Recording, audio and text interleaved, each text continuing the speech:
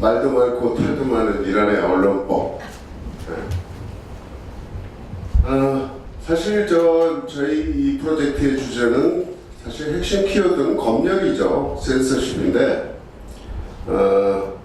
너무 방대하고 아직 센서십 부분까지 자세하게 그 연구가 진행되지 못하고 있습니다. 그래서 오늘 발표는 그 중에서 이란의 언론법에만 집중해서 발표하는 걸로 그래서 방향을 정했습니다. 그래서 언론법 그리고 언론법의 근간이 되었던 헌법, 언론법 그에 앞서서 이란이 역사적으로 어떻게 언론 정책이 변해 왔는가 그것도 간단히 살펴보는 그런 과정으로 오늘 발표를 진행하도록 하겠습니다. 서론 부분에서는 우리 김정은 선생님도 이란에 대해서 자주 언급을 하셨고 그래서 이란이 언론 상황, 언론의 자유, 표현의 자유 여기에서 세계 꼴찌 수준인 것은 이미 여러 차례 언급이 됐고요. 국격 없는 기자회라든가 언론보호협회 이런 데서도 거의 꼴찌 수준이죠. 사실 이란이 역사적으로 언론이 이제 현대적 의미의 언론이 시작된 게 1837년 최초의 신문이 발간되면서 언론의 역사는 시작되었다 우리가 이렇게 얘기할 수 있는데 그래서 거의 200년 가까이 지금까지 진행해 오는 동안 언론의 자유가 허용된 것은 모두 합쳐도 한 5년도 채 안 된다 이렇게 얘기할 정도로 언론이 최악이고 그래서 그 언론을 극악하게 탄압했던 팔레비 정권이 무너지고 나서도 이제는 자유가 허용되겠다라고 희망에 부풀었던 이란 국민들은 그 뒤를 이어서 정권을 수립한 이슬람 공화국 정부가 또 다른 언론 탄압에 지금 시달리고 있는 시절입니다. 그래서 세계 언론에서도 가장 아까 김정민 교수의 발표에는 언론인들을 가장 많이 구금하고 있는 나라 해가지고 이란이 세 번째로 이제 내려왔더군요. 근데 항상 이란은 그 이전까지만 해도 터키가 쿠데타로 수많은 언론인들을 탄압해서 구금하고 이집트에서도 정권이 변화되면서 LCC 정권이 수많은 언론인들을 구금하고 이러면서 이란을 앞지른 걸로 나와 있는데 항상 이란은 언론인들을 가장 많이 구금하고 있는 나라로 악명을 떨치고 있고 지금도 수많은 언론인들이 감옥 속에 갇혀 있습니다. 자, 그러면 이란이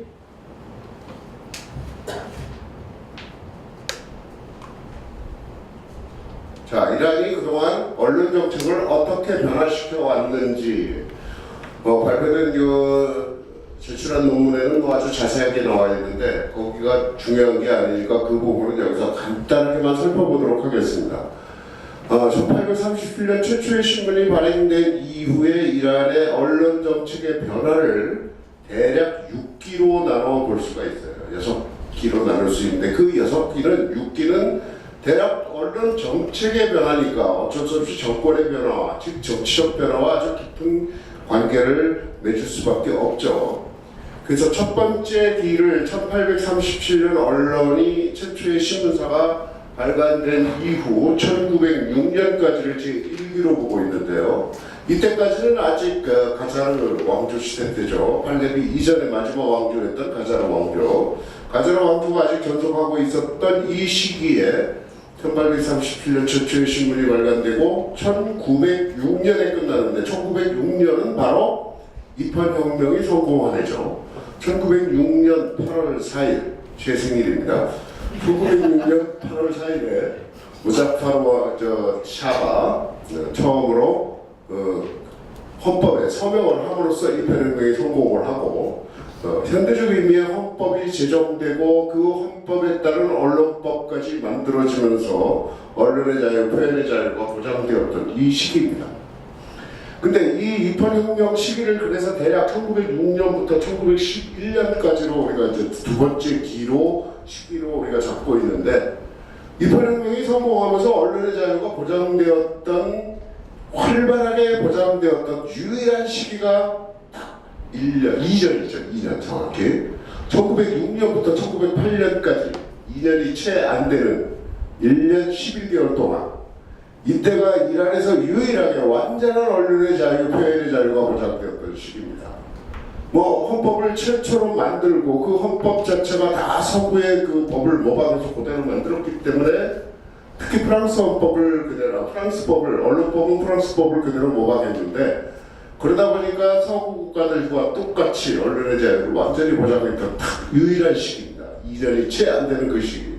그 시기에 무려 간행물이 43개가 2년 동안에 우후죽순처럼 솟아났고 마음 놓고 언론을 표현하다 보니까 왕뿐만이 아니라 수많은 귀족들, 성직자들, 사회의 기득권층들을 다 공격을 하면서 좀 심하다 싶었죠. 처음 출발하는 언론이.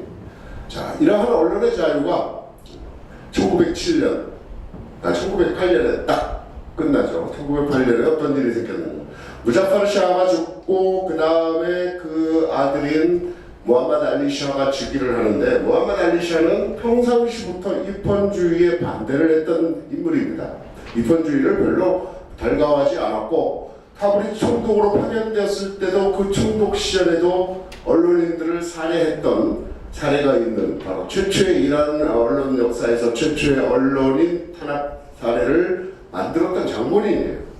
그랬던 이 무함마드 알리 샤가 왕에 즉위하면서 그때 러시아의 그 코사크 여단을 동원해가지고 완전히 헌법을 무효화시키고 입헌혁명을 폐지시켜버렸죠. 그래서 언론법도 폐지시키고 그러면서 엄청난 언론인들을 탄압을 했죠. 국회도 해산시키고 언론인들을 탄압하면서 이때가 언론인 학살이 일어난 최초의 사례가 또 이때 일어났죠.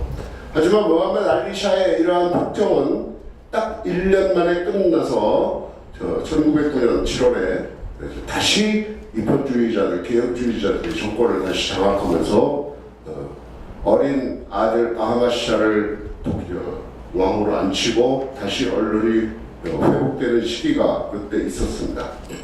자, 세 번째 시기는 이제 팔레비 왕정이 들어서는 시기입니다. 팔레비 왕정은 정상적으로 1925년에 건국이 되었지만 사실 그 이전부터 레자 칸이라는 이름으로 쿠데타에 성공한 레자 칸이 실질적으로 정권을 잡으면서 언론도 최초로 장악을 하고 그리고 1925년에 즉위를 하면서 1941년까지를 그래서 통틀어서 레자 칸이 나중에 왕에 즉위하니까 레자 샤로 칭호가 바뀌죠.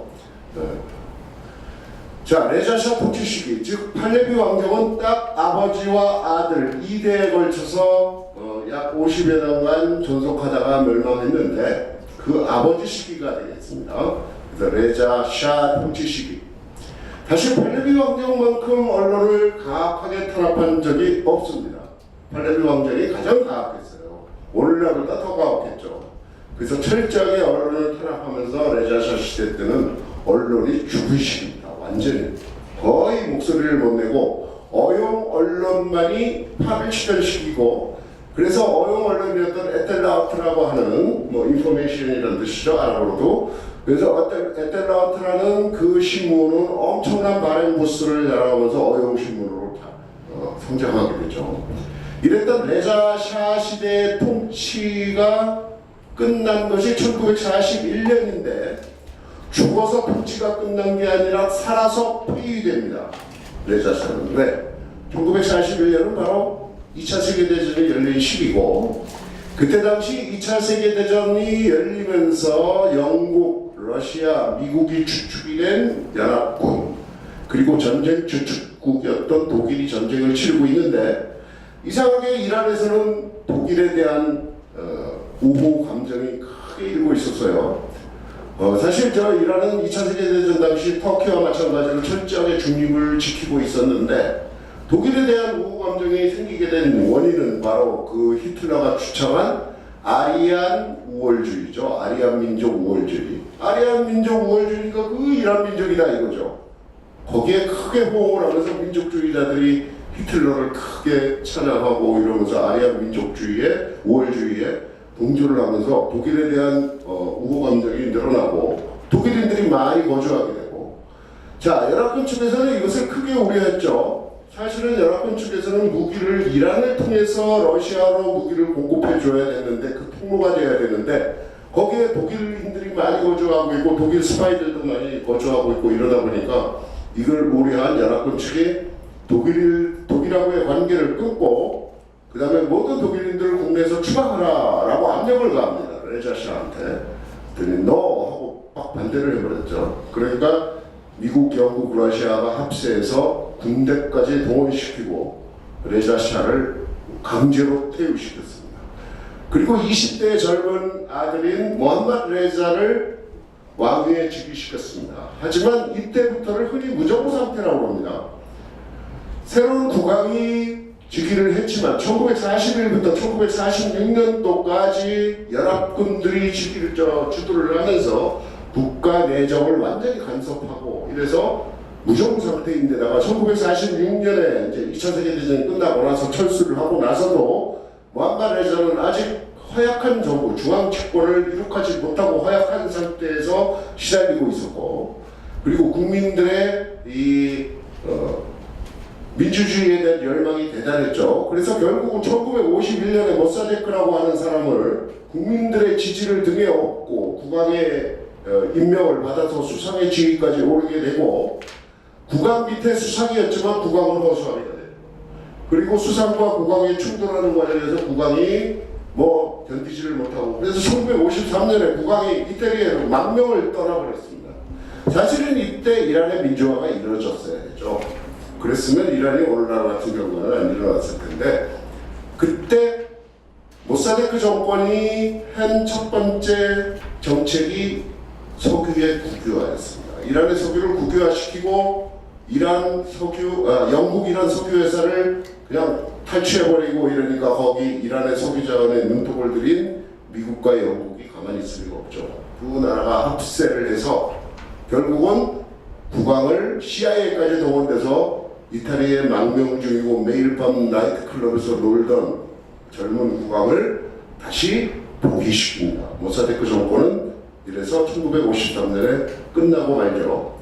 바로 이 무정부 시기 초기였던 1940년대 초반에 그때 언론의 자유가 한때 활발하게 진행돼 똑같이 입헌주의 시대와 똑같은 언론의 자유를 누렸던 시기가 그때 진행되지만은 1953년에 다시 모함마드 레자가 즉위하면서 언론의 탄압은 다시 진행됩니다. 더군다나 한번 쫓겨났던 국왕이니까 다시 쫓겨나지 않도록 철저하게 사바크라고 하는 비밀경찰까지 동원해서 언론 탄압을 진행했죠. 그래서 이 시기를 흔히들 침묵의 시기다.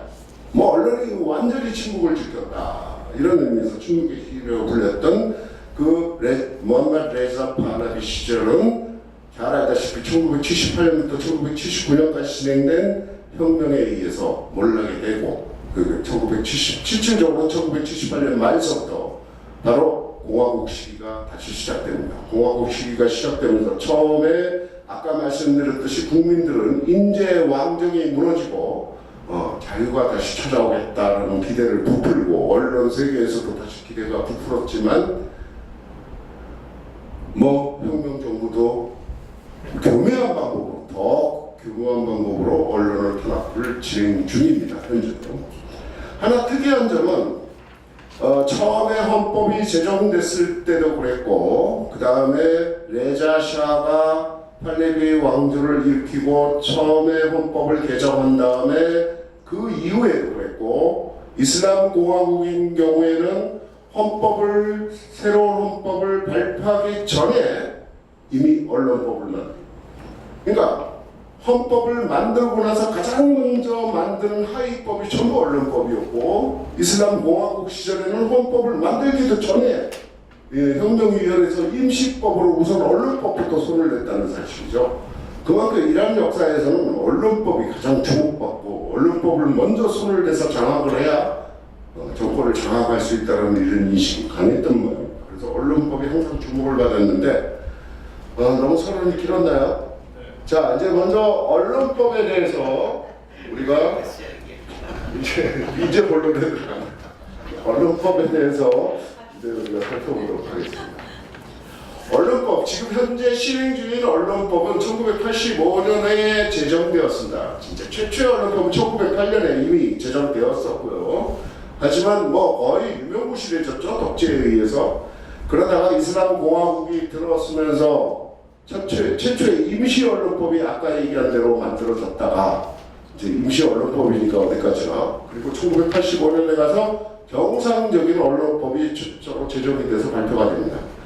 하지만 뭐 여러 가지 법학자들이나 언론계에서 반발이 심해지니까 이제 그것을 다시 손질해서 2000년에 언론법이 개정됐습니다. 그래서 현재 언론법은 2000년 개정 언론법을 중심으로 하고 있는데, 2000년 개정 언론법에 의하면 총 8장으로 구성되어 있고 총 48개조입니다. 1985년 헌법은 35개조였는데 몇 개조가 늘어나면서 총 48개조. 그리고 8장으로 진행되어 있고, 8장의 내용을 보면 뭐 저기 나와 있는 대로 순서대로 쭉 나와 있고요. 네. 자, 그러면 이 언론법의 모순이 무엇이냐라는 것들을 하나하나 6가지로 나눠서, 뭐 이외에도 너무너무 많습니다. 원칙적 모순만 가지고 얘기를 하는 겁니다. 원칙적으로. 자세한 부분들은 빼고. 자, 첫 번째 모순은 언론법 자체의 모순이다. 언론법 자체가 모순을 가지고 있다. 즉 뭐냐, 제4조에는 언론의 자유를 완전히 명시하고 검열도 금지한다라는 명시를 해놓고, 사실은 그 이후의 조항들을 다 살펴보면 결국은 검열이고, 그리고 모든 규정들을 언론법을 탄압하는 그런 규정들로 가득 차 있다는 거죠. 그러니까 언론법 자체가 모순입니다. 4조에서 그런 것을, 왜 4조는 그러한 규정들을 해 놓았느냐, 그것은 헌법에 나와 있기 때문에. 헌법이 우선, 지금 저 앞법을 다 생략하고 넘어와서 그런데, 헌법에 나와 있는 헌법 24조에는 언론 표현의 자유는 자유다 그랬어요. 근데 표현의 자유는 자유인데 두 가지를 조건을 걸었어요. 이슬람 원리, 아랍어로 마브나 알 이슬람, 그러니까 이슬람의 원리를 위배하는 경우. 두 번째는 공공의 권리, 우무미. 그래서 공공의 권리, 대중의 권리죠. 대중의 권리를 침해하는 경우가 아니라면 표현의 자유다. 헌법 24조는 그렇게 나와 있고, 그거에 따라서 똑같이 언론법에서도 헌법에 명시되어 있는 것을 다시 얘기하는 겁니다. 저렇게 얘기해놓고 그 뒤에 나와 있는 모든 사항들을 면밀히 검토해보면 결국은 언론을 탄압하고 검열을 하는 조항들로 가득 차 있다는 언론법 자체의 모습이 있다는 얘기고, 뭐 지금 얘기하는 겁니다. 간단하게 시간 많이 남았어요. 안 나왔죠? 제가 지금 아무래도 경고 드리러 가야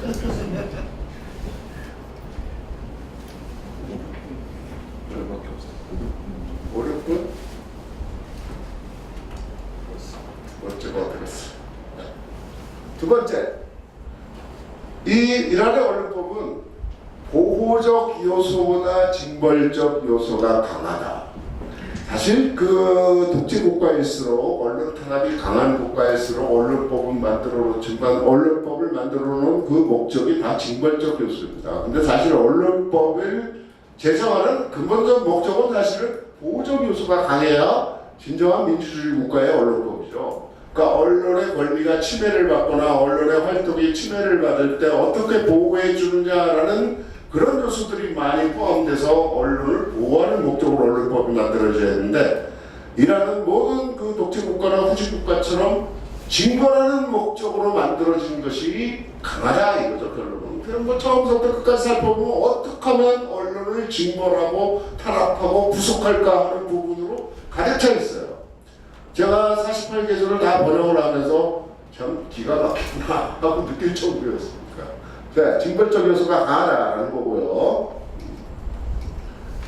자, 세 번째는 표현의 모습. 그건 아까 김정일 교수님도 잠깐 말씀하셨지만, 헌법 24조에 나와 있는 이슬람의 원리를 위배하는 경우 경우, 공공의 권리를 침해하는 경우 이 두 가지가 아니라면 표현의 자유다 해가지고 두 가지 조건을 걸었는데 그 두 가지 조건을 언론법에서 조금 더 구체적으로 이야기를 했어요.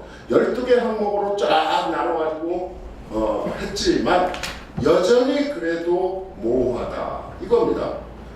뭐 이슬람의 원리를 위배했다. 코에 걸면 코걸이, 귀에 걸면 귀걸이입니다. 이렇게 해서 판사들이 막 적용할 수가 있어요. 왜냐면 뭐하니? 그 대부분이 신성모독 또는 이슬람 공화국 그 원리를 위배했다 이거죠. 이슬람 공화국 자체가 그 건국 이념 자체가 이슬람이기 때문에 결국 이슬람을 모독하는 거다. 이렇게 해서 걸고 넘어져요. 이 표현의 모호성 때문에 상당히 문제가 되는데 한 가지 예만 딱 들어보면 그 한 기자가 체포됐어요. 감옥에 갇혔는데 워진을 보면 좀 기가 차는 것이죠.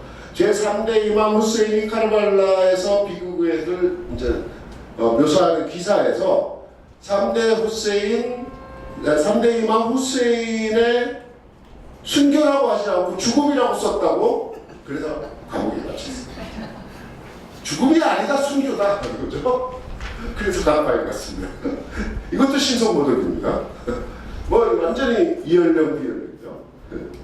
자, 그래서 그 표현의 모호성 때문에 문제가 되는 경우가 많고 이것이 판사의 권한에 의해서 마음껏 그냥 판결을 내릴 수가 있고 이것이 권력 남용의 요소가 되고 있다. 네 번째는 허울뿐인 배심원 제도. 이 배심원 제도가 등장을 했습니다. 이것은 그 처음에 최초 헌법에도 나와요. 1908년에 제정된 최초 헌법에도 배심원 제도를 이야기하고 있는데 딱 두 가지 경우에는 배심원 제도를 둬야 된다 이렇게 돼 있어요. 뭐냐? 정치 범죄, 두 번째 언론 범죄. 두 가지 경우에는 배심원 제도를 두고 그리고 그 재판을 항상 공개 재판을 하도록 명시돼 있어요. 1908년 헌법에 그렇게 돼 있고 그리고 지금 현재 이슬람공화국 헌법에도 168조에 정확하게 그렇게 규정되어 있어요. 그래서 배심원 제도, 언론 재판에는 배심원 제도가 반드시 필요하고 그래서 1985년도에 제정된 그 언론법에는 배심원 제도를 구체적으로 잘 안 해놨어요. 그래서 말이 많아지니까 2000년도 헌법에는 아예 제7장을 배심원에 대한 장을 만들어서 자세하게 언급하고 있어요. 그래서 누가 배심원이 되고 배심원의 자격은 뭐 임기는 뭐 어떻게 뽑고 누가 뽑고 이런 부분들을 자세하게 만들어놨는데 뭐 그래서 지금 되는데 가장 중요한 것은 배심원의 권한이죠. 그럼 배심원이 어떠한 권한을 가지고 이 서양의 제도를 모방해서 배심원 제도를 만들었으면 배심원이 결정을 할 수가 있어야죠. 보통 배심원의 판결이 가장 중요한 거죠. 그 판결로 결정되는 경우가 많고 그런데 이란 언론법에서 배심원은 아무런 권한이 없어요. 괜히 들러리입니다. 즉 두 가지를 결정할 수 있다라고 나와 있어요. 첫 번째는 유죄냐 무죄냐를 우선 결정할 수 있고 유죄인 경우에는 그럼 어떤 형량을 내릴 것이냐라는 것을 결정해서 이것을 서면으로 판사에게 제출할 수 있습니다. 그런데 그것도 정식 규정 항목에 들어있지 않고 비고조항에 살짝 들어가서 숨겨놓은 것 같아요. 배심원이 유죄를 선고했어도 판사는 심사 후에 무죄로 결정할 수가 있다. 마치 무슨 큰 아량을 베풀듯이 배심원이 유죄인데 판사는 무죄를 결정할 수 있다. 그 역도 성공하죠. 배심원이 무죄했는데 판사가 유죄 선고할 수 있다. 결국은 뭐냐? 배심원이 아무리 결정을 해도 판사가 얼마든지 뒤집을 수 있다는 거죠. 결국은 배심원은 아무런 권한이 없습니다. 그나마도 항소심부터는 배심원이 참석할 필요가 없다라고 또 규정되어 있어요. 항소심에서는. 그러니까 배심원은 완전 들러리다. 그 다음에 이제 마지막 문제가 되는 부분이 언론감독위원회입니다. 언론감독위원회가 과연 뭐냐? 언론감독위원회의 실체. 무려 20회나 언급되고 있습니다. 그 48개 조항밖에 안 되는 그 짧은 그 저기에서 20회나 언급되어 있고 그걸 자세히 살펴보면 권력도 막강합니다. 막강한데도 불구하고 딱 한 장으로 따로 언론감독위원회에 대한 장을 끄집어내야 되는데도 불구하고 너무 막강하고 한 이 언론감독위원회를 살짝 숨겨놓듯이 하는 그런 인상을 짙게 받았어요. 사방에다 산재시켜요.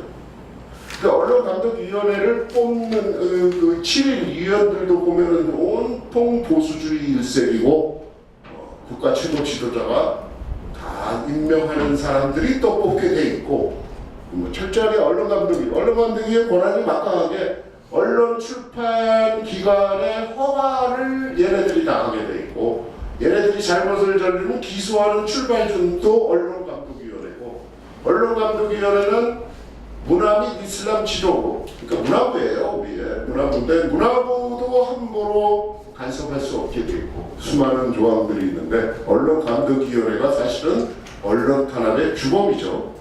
언론감독위원회가 실체가 있다. 자, 그리고 결론은 아직 못 내렸습니다. 이상입니다.